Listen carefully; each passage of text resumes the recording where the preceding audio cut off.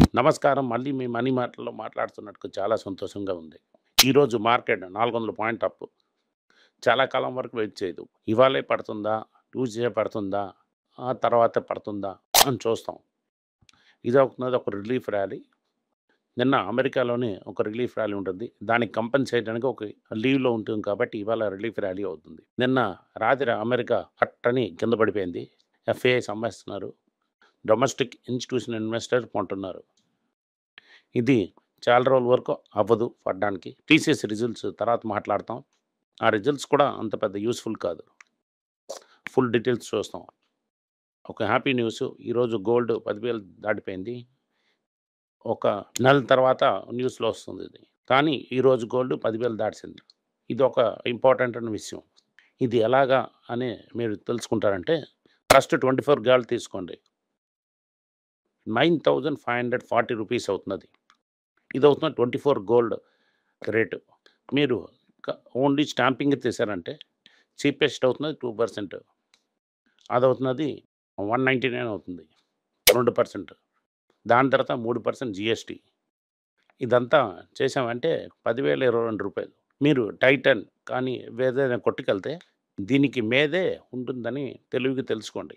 దీని తర్వాత 22 carat gold 8,745.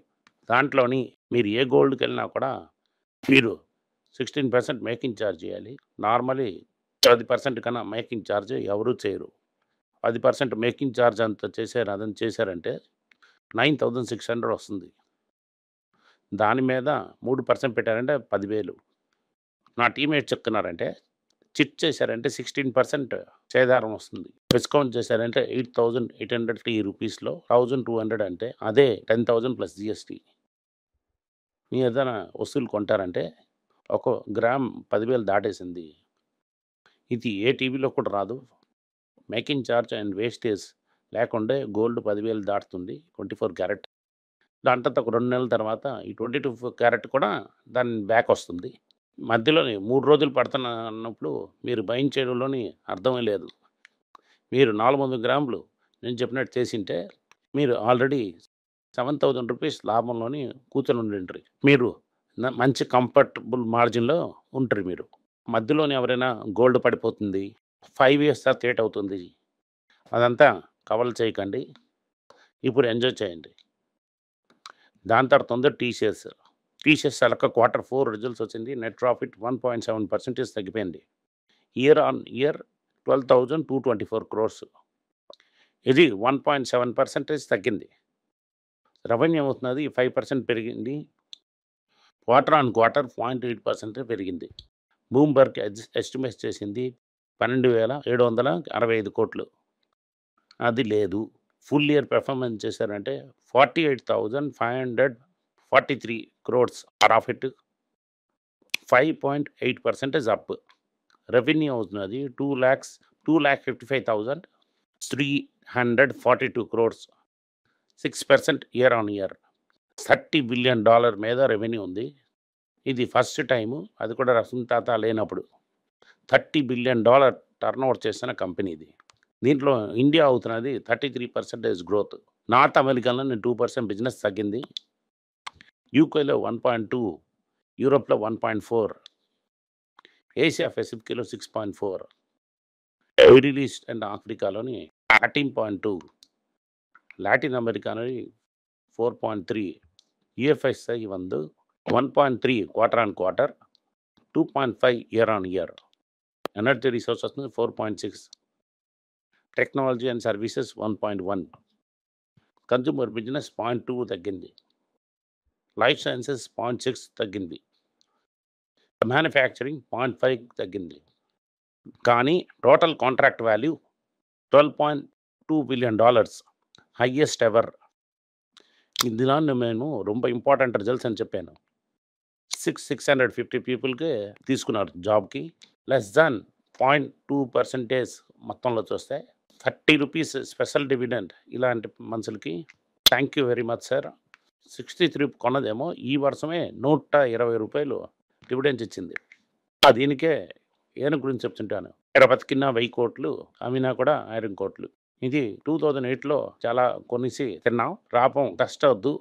65 కొన్నది రూ. 150 కాసేమో డివిడెండ్‌కి ఇచ్చారు.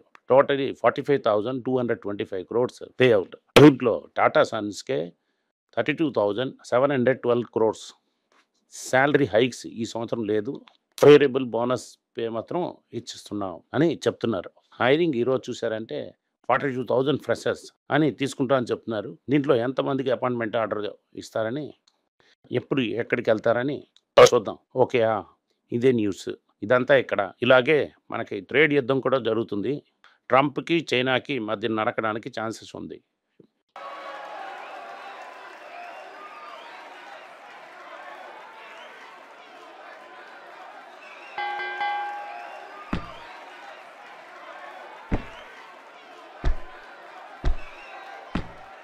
ఈ బాక్సింగ్ మ్యాచ్ మీకు ఎలాగ ఎఫెక్ట్ అవుతుంది? ట్రంప్ ఏమో టోటలీ 145% టాక్స్ పెంచారు. చైనాలోని 5 వస్తువులు ఎక్స్‌పోర్ట్ చేస్తుంటే 1 వస్తువు అవుతుంది అమెరికా నుంచి తీసుకుంటున్నారు. అమెరికా తనకు ట్యాక్స్ అవుతుంది 84%. దీనివల్ల చైనాకి పెద్ద ప్రాబ్లమ్ ఏంటి కాదు. అమెరికాలోని నిత్యావసర వస్తువుల రేటు పెరిగిపోయింది. సిఎన్ఎన్‌లో కొన్ని వీడియో పెట్టారు. ఒక 2 స్మాల్ బిజినెస్ ప్రాబ్లమ్స్ ఓనర్స్ ఏ ప్రాబ్లం ఉన్నారని ఎక్స్‌ప్లెయిన్ చేశారు. 3 నెలల్లోని మీరు కొట్టేయాలి. ఉన్నోళ్ళందరికీ పంపించేయాలి. ఇక మీద నాకు లోన్ కట్టడం అవ్వదు. ఇల్లు కూడా పోతది అని ఇద్దరు లేడీస్ చెప్పారది. అది సిఎన్ఎన్‌లో ఉంది. దాని గురించి లింక్ కింద ఏయమని చెప్పాను. చూడండి. మీరే పోయి చూడండి. దానివల్ల నిన్న S&P 500 3.5% పడింది. డవ్ అవుతున్నది 2.5% పడింది. నాస్డాక్ ఏమో 4.3% పడింది. ఇది ఏంటవుతుందంటే చైనా ఒక అథారిటీ షీ జిన్‌పింగ్‌కి ఏంటి అవ్వదు. వాళ్ళ రేటు చాలా లోన్‌కి పంపించేశారు. దీనివల్ల అమెరికా తరహా ఎక్స్‌పోర్టర్స్ మిగతా ఊరికి పంపిస్తారు. కొంత జబ్బు పడతది. అమెరికాలోని ఇన్‌ఫ్లేషన్ పెరుగుతుంది. ఓవర్‌నైట్ ఇన్‌ఫ్లేషన్ పెరుగుతుంది. ట్రంప్ వల్ల అమెరికాకి చాలా ఎకనామిక్ ప్రాబ్లమ్స్ వస్తాయి. నిత్యావసర వస్తువుల రేట్ పెరుగుతది. దీనివల్ల ఇంట్రెస్ట్ రేట్ కూడా పెంచాలంటే పెంచొచ్చు కూడా.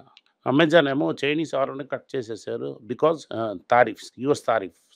మిగతా ఫస్ట్ వియత్నాంలో కూడా కట్ చేశారు. కానీ టారిఫ్ పాస్ అయిపోయింది. ఇక్కడ కూడా పాస్ అవుతుంది. ఇప్పుడేమో యూరోపియన్ యూనియన్ నరియా టాక్సెస్‌కి పాస్ చేశారు. ఎందుకంటే ట్రంప్ కూడా పాస్ చేశారు కాబట్టి. కానీ దీని తాలూకు ఎఫెక్ట్ ఏమో వస్తున్నది. గూగుల్‌లోని హండ్రెడ్స్ ఆఫ్ ఎంప్లాయీస్‌కి టాటా, సీయూ, బాయ్ అని చెప్తున్నారు. Android and pixel. పిక్సెల్ అవుతున్నది ఒక వాచ్ కంపెనీ. ఆండ్రాయిడ్ మీకు తెలుసు. దీంట్లో చాలామందికి జాబ్ నుంచి తీసేశారు. ఎగ్జాక్ట్ నంబర్ చెప్పలేము. కానీ ఈ నంబర్ చాలా హండ్రెడ్స్‌లో ఉంటాయి. గూగులే పంపిస్తున్నారంటే మిగతా వాళ్ళందరూ కూడా ఫాలో అప్ లాగా ఉంటది. దానివల్ల ఇదొక బ్యాడ్ న్యూస్. లెక్సస్ అంటే లగ్జరీ ఎక్స్‌పోర్ట్ టు యూఎస్ అని పేరు. నెక్సస్ అవుతున్నది టొయోటా తాలూకా సబ్సిడరీ. హై ఎండ్ కార్స్ చేస్తున్నారు. 19% రీటైల్ సేల్స్ గ్రోత్ ఇప్పటి వరకున్న ఫిబ్రవరి 25. దీనివల్ల డబ్బున్నోళ్ళు జాలీగా కారు కొంటున్నారు. పేదోళ్ళు కష్టపడుతున్నారు. డబ్బున్నోళ్ళు మార్చ్‌లోని ట్యాక్స్ కట్టకూడదని ఎక్స్ట్రా 61% నెక్సస్ తీసుకున్నారు. 90 డేస్‌లోని నో ట్యాక్స్ అని ట్రంప్ చెప్పడంలోని ఫార్మా కంపెనీ అంతా సర్జ్ అయింది. ఒక one time Sun Pharma 5% surge అయింది. ఇదవుతున్నది ఒక గుడ్ న్యూస్. టాటా స్టీల్ 5-6% పెరిగింది ఇవాళ. నెదర్లాండ్ గవర్నమెంట్‌తోని అగ్రీమెంట్ వచ్చేసింది. అక్కడ రీస్ట్రక్చరింగ్ చేయడానికి పర్మిషన్ వచ్చేసింది. అందుకే పెరిగింది. దాని తర్వాత ఇప్పుడు power titans, Tata power, Adani మిగతా కంపెనీలన్నీ సెడ్కాఫ్ట్ అని నార్వేజియన్ గవర్నమెంట్‌తోని ఇండియన్ రెన్యూబుల్ ఎనర్జీ ప్రాజెక్ట్స్‌ని తాండానికి ట్రై చేస్తున్నారు. వై టాటాస్ అని చెప్పడానికి ఒకరు ప్రెజెంటేషన్ ఇచ్చారు. ఇండియాలోని ఎగ్జిట్ అవుతే one more foreigner hydrocarbon, wind, solar వేరువేరుగా అమ్మడానికి తయారవుతున్నారు. అదానీ కూడా పోటీలో ఉన్నారు. టాటా పవర్ కూడా పోటీలో ఉన్నారు. దీనివల్ల ఎవరు గెలుస్తారని మనకు తెలీదు. చైనీస్ స్టీల్ ఏమో ఇండియన్ షేర్స్‌కేమో 12% కాంట్రాక్ట్ కట్ చేశారు. దీనివల్ల ఫ్యూచర్‌లో స్టీల్‌కి ప్రాబ్లమ్ వస్తుంది. చైనీస్ స్టీల్ అవుతున్నది చాలా చీప్‌గా ఉంటుంది. మార్కెట్‌లో వస్తుంది. దీనివల్ల ప్రెషర్ వస్తుంది. ఇది నిక్కీ ఓడది న్యూస్. Thank you. నమస్కారం.